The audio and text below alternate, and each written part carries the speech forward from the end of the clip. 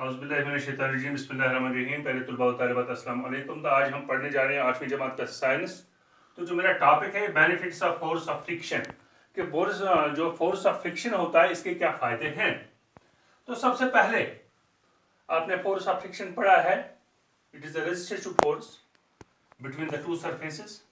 तो हम पढ़ेंगे कि इसके क्या फायदे हैं फोर्स ऑफ फ्रिक्शन के। तो बेटे, जब हम सड़क पर चलते हैं तो हमारे जूते और सड़क के दरमियान या हमारे जूते और ग्राउंड के दरमियान एक फोर्स ऑफ फ्रिक्शन होता है जो हमें मदद देता है चलने में। अगर फोर्स ऑफ फ्रिक्शन हमारे जूते और क्या कहेंगे सड़क के दरमियान, ग्राउंड के दरमियान न होगा तो हमारे जो पैर हैं वो फिसल जाएंगे, जो हमारा जूता है वो फिसल जाएगा और हम रोड पर गिर जाएंगे।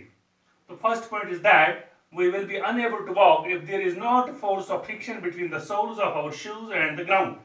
अगर हमारे जूते के जो तलवा होता है उसके दरमियान और सड़क के दरमियान या ग्राउंड के दरमियान, मैदान के दरमियान जहां हम चलते हैं, अगर वहां फोर्स ऑफ फ्रिक्शन न हो तो हम गिर सकते हैं। This is the first benefit of the force of friction. The second is that there must be a friction between the tires and of the automobiles and the road. It is only for that the tires are provided with grooves to get required friction. तो दूसरी बात क्या है, जो गाड़ियां होती हैं उनके जो टायर होते हैं और उन टायर और सड़क के दरमियान फोर्स ऑफ फ्रिक्शन होता है।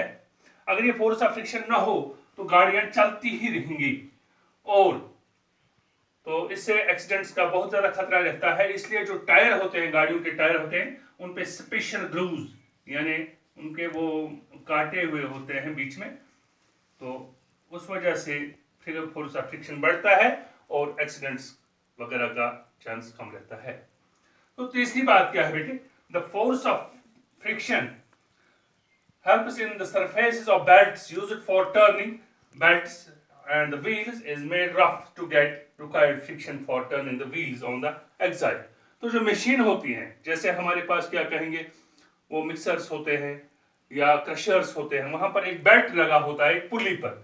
तो अगर उस पुली और क्या कहेंगे बेल्ट के दरमियान फोर्स ऑफ फ्रिक्शन ना हो तो वो नहीं काम करेगी और फ्रिक्शन की वजह से जो वो व्हील्स होते हैं, तो जो उनके एक्साइल होते हैं वो घूमते हैं।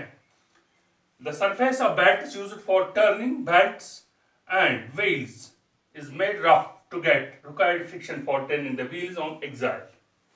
तो चौथी बात क्या है, तो जो गाड़ियां होती हैं उनमें लेदर स्ट्रिप्स लगे होते हैं, जहां ब्रेक कवर होते हैं तो उस पर क्या लगे हुए, लेदर स्ट्रिप्स, चमड़े के कुछ टुकड़े लगे होते हैं जो पैदा करते हैं फ्रिक्शन गाड़ी के टायर के दरमियान और उसके एक्साइल के दरमियान, तो इससे ब्रेक लगती है।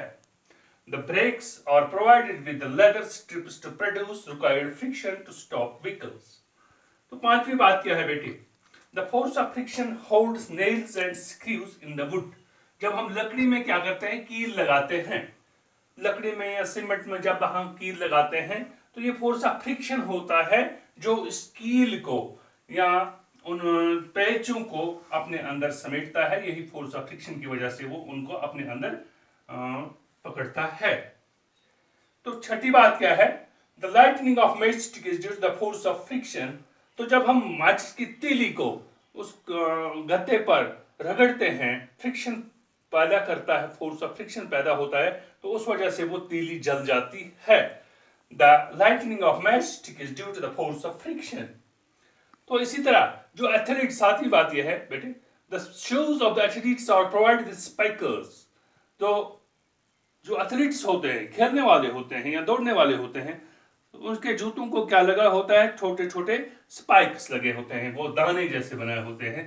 तो ये भी काम करते हैं, ये दाने, ये स्पाइक्स क्या काम करते हैं, ये फोर्स ऑफ फ्रिक्शन करते हैं पैदा between the shoes of the athletes and the ground, तो उनको गिरने से रोकते हैं।